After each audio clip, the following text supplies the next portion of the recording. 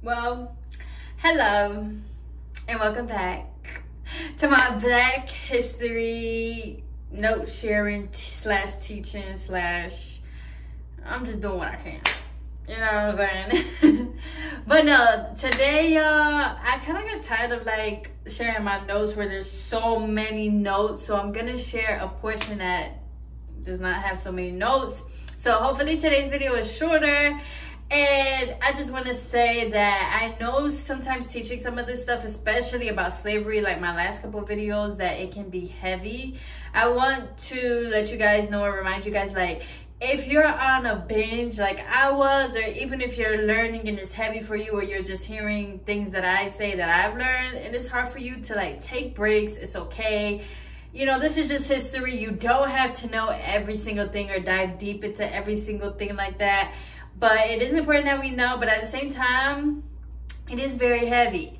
So let's continue on. Today we're going to talk about Malcolm X. I believe I read his book or I watched his movie.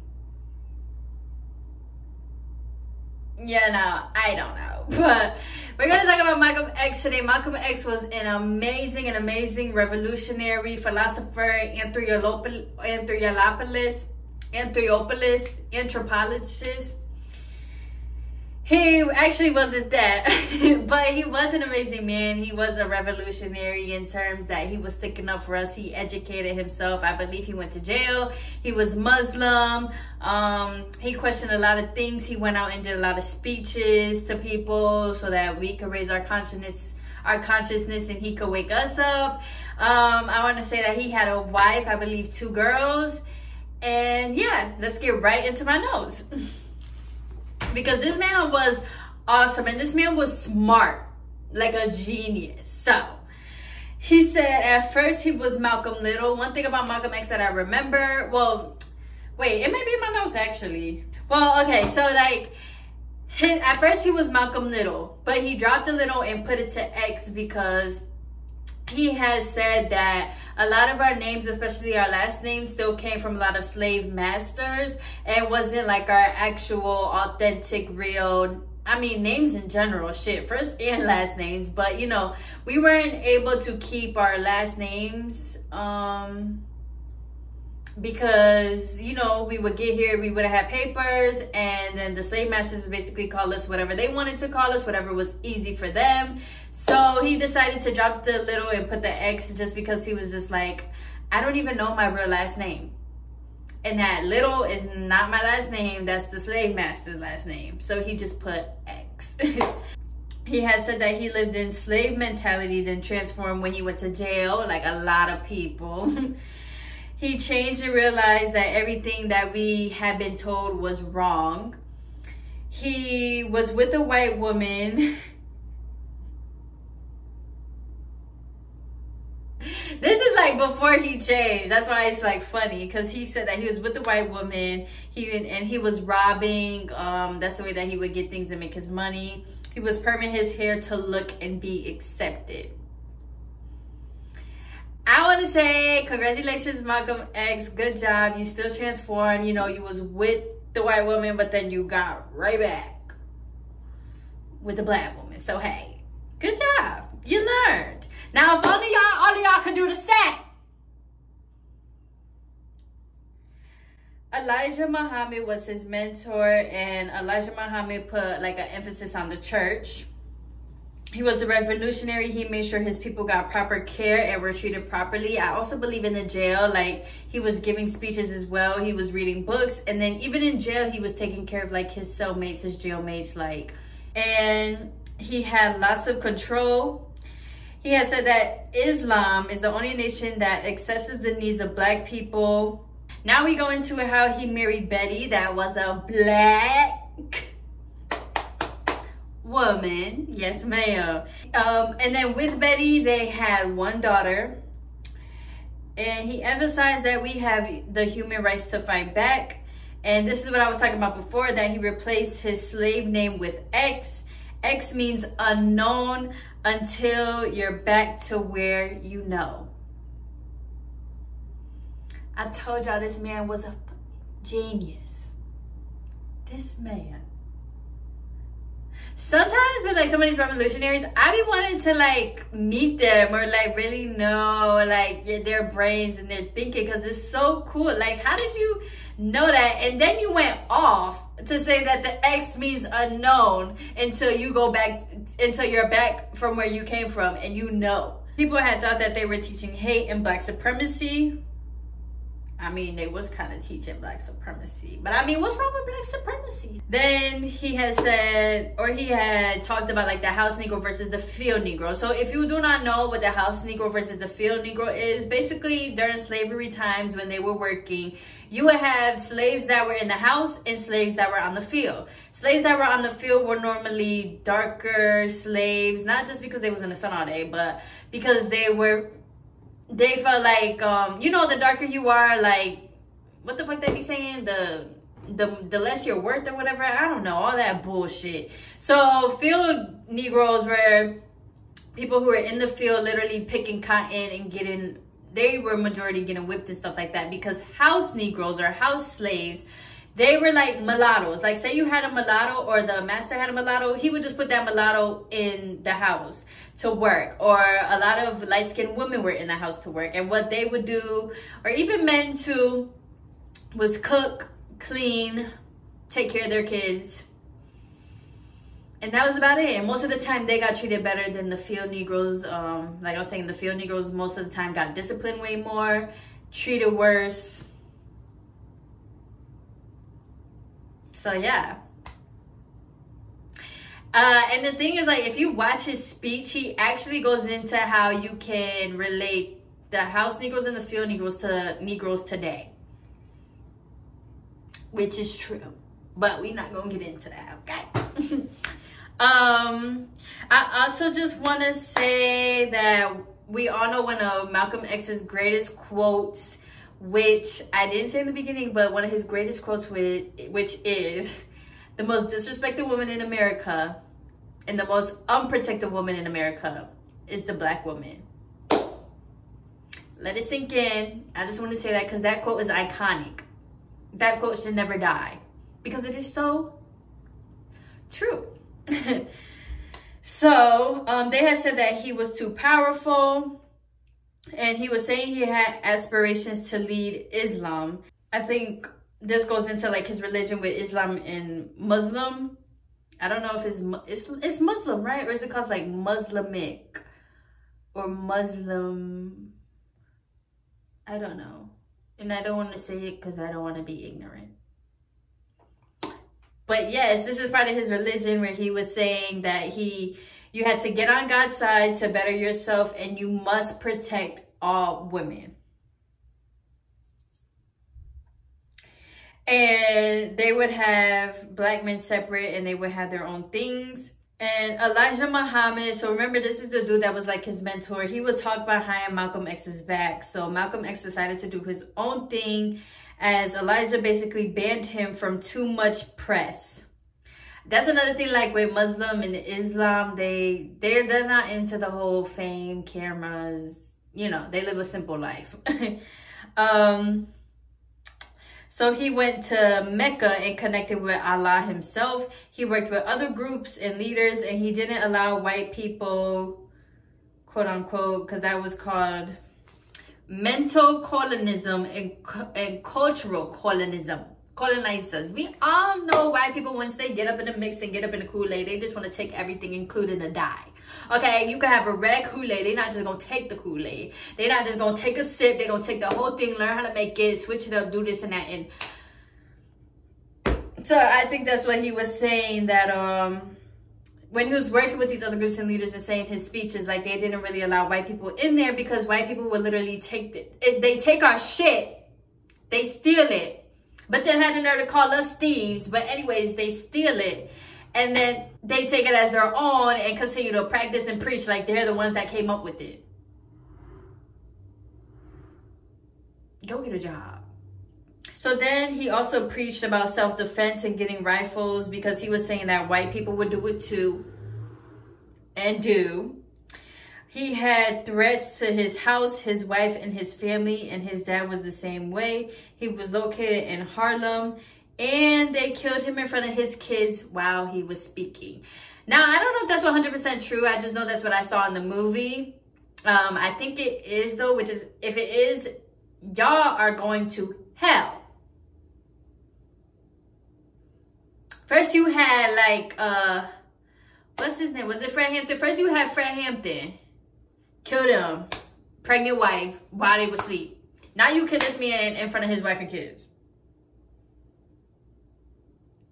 Y'all are going to jail. Underneath the jail. And underneath hell. Like, I don't even know if you can get deeper than that, but in the deeper, in the deep of the depths of the depths of the depths, you belong. And so, yeah, that's all I have for my Malcolm X notes. I'm also going to share some things about Kalief Browder in this video, so that's also not going to take long. I just wanted to close up Malcolm X. I want to say that his book and his movie, if you want more information, please go watch it. And if you have more information, don't forget to put it in the comments, okay? Or if you have any opinions or anything like that.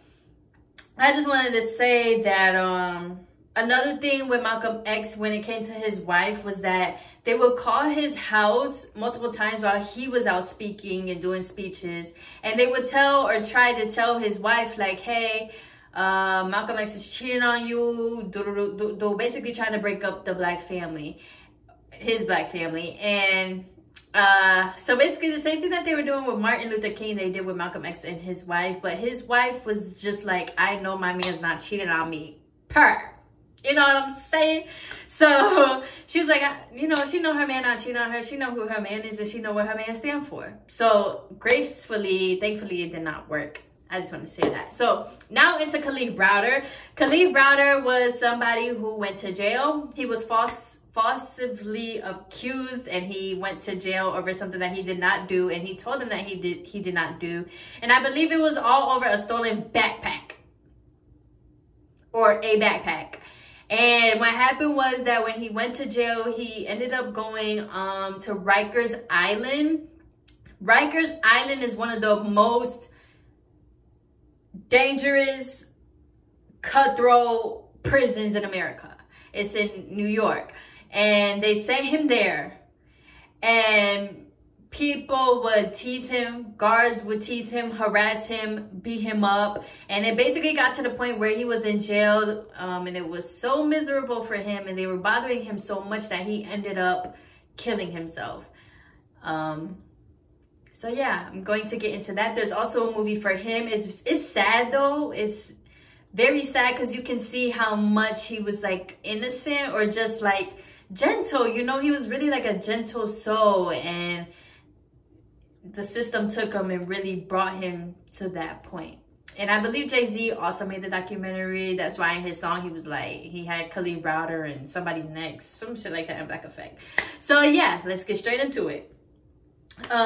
So yeah, he killed himself. His family described him as goofy and loving. And if you watch the documentary with he's talking in it, you can really tell that he was. That's why it's so sad, because it's like you can tell that he really was just trying, like he was just really getting up every day and living life like the rest of us. And he was very goofy and loving. Also, he did not kill himself in the jail, but I'm gonna get to that. But he did kill himself in the jail. I'll get to that. I just remember. So he was wrongfully convicted of robbery at 16 years old. 16 is important, and we're gonna tie it all together at the end, but keep that in mind, okay? And I believe that the robbery was of a backpack. And he was telling them, like, I did not steal that damn backpack. And they didn't believe him. They needed somebody, so they took him. He went to Rikers Island. He got beat, tortured, and starved. Rikers Island is one of the most violent jails. And for some reason, it also pointed out that in that jail is mostly all black teens. I'm sorry, y'all. This is just, it's sad. It's sad. It breaks my heart. And even though it was one of the most violent jails, no one helped to fix it. And you also in Rikers Islands, y'all, like, it's violent. Like, when I tell you during this documentary, they were showing film, it's bad. Like, stabbing each other every day, fighting each other every day, ganging up on people every single day. And then sometimes the guards would even, instead of stopping it, they would jump in. is violent as hell. I honestly wouldn't even recommend y'all even watching the cameras and shit, because it's bad. And like, now that I'm remembering it, oh my gosh. But it's violent, y'all. I don't know why I keep putting that out, but it's violent, like bad. Oh my gosh. And when you have somebody like him going there, he stayed in jail for about 4 to 5 years, and he got out. When he got out, he was still attacked. After he got out, he suffered from psychosis and schizophrenia. If you don't know what that is, it's basically like you have hallucinations, you hear voices, you see things, you believe things that's not true. Like, you might believe that somebody is recording you. The government you might be like, oh my gosh, I can't go into my bedroom because the government has a camera in there and they're watching me. And then people will go in there, they'll take apart the whole room, still see there's no camera, no wires, but they'll still believe like, no, they're watching me. Or they'll still believe like, I can hear voices, I see things that I should not be seeing. It's basically, it's like a brain mental health disorder. Yeah. And the reason why I was saying that 16 is so important is because when we're teenagers, our brain is still new, it's still developing. Like, we all know it develops until we're about 25 to 27. Now, 16 is such a vulnerable young age. And for him to be 16, like I said, at Rikers Island, and he wasn't even violent or in gangs or nothing himself, you could just imagine how much damage, and I hate to say damage, but you could just imagine how much that did to him and to his mental health, for real. So that's why I was saying 16 was so important, because he was so young, going through these things and trying to cope with it. But at the same time, you know, he's like, I'm not about to fight back and shit, you know. Or he was just really trying his best just to get out, because he knew he was not guilty. But that's why I say the system, they take our black boys and just throw them away like they're nothing. To the depths, to the depths, to the depths of hell you will be in when my universe is done with you. So he tried to kill himself already one time. Then he got his GED and went to college. Oh yeah, part of the psychosis is schizophrenia. He had felt that people were after him and were sending him messages. He was a different person when he came out of the system. Oh yeah, that's all the notes that I have on that, actually. But yeah, he was a different person when he came out. But y'all, this, when I tell y'all, this is literally over a fucking backpack. I believe he ended up coming home. He did try to kill himself at first, like I said. Then he went to college and things like that. But it was like things just didn't seem to get better for him. And he actually did kill himself by hanging himself in his room. And his mom, I believe, had found him. It's very sad. I don't even like talking about it. And I watched the documentary once. Ever since then, I was like, I don't want to hear no more about Kalief, because it's so sad. He was a beautiful person. You can tell. You can see his light through the camera and when he was talking. But like I said, this system really fucked him up to the point that he killed himself. And it's even to the point after they realized he wasn't guilty that the system still did not care. And they did not, like, reparations, stuff like that. No.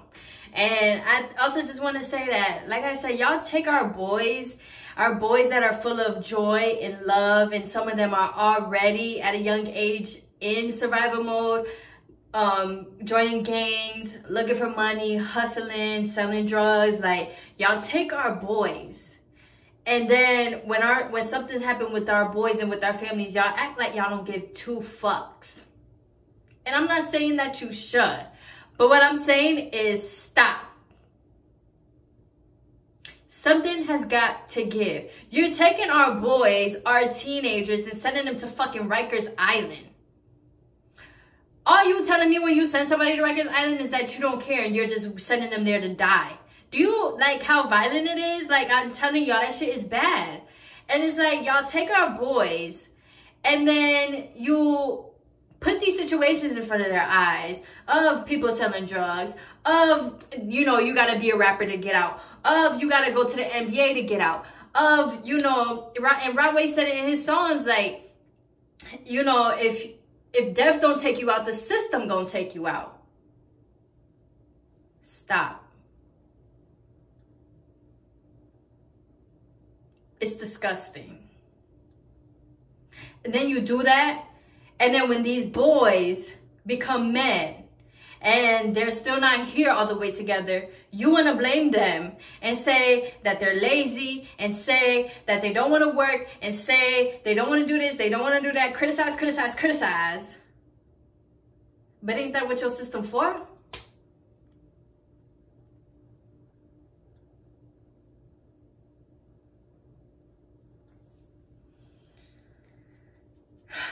So, that is all for my Black History video. If y'all have any comments, suggestions, opinions, stories, anything to add on, put it in the comments like I always say. Thank you guys for liking and subscribing. And like I always say again, I am here for y'all. I am here to listen. I am here to learn from y'all too. So let me know what else maybe you found shocking, or maybe like a fact that like we don't really know or it's not told as much. And yes, I just want to get my heart out to Kalief, because now that's on my mind. And I just want to say, I hope you're in heaven having the best time of your life. So yeah, thank y'all for watching. I love every single one of you guys. And happy March. And yeah, I hope you guys have a great weekend and a great day.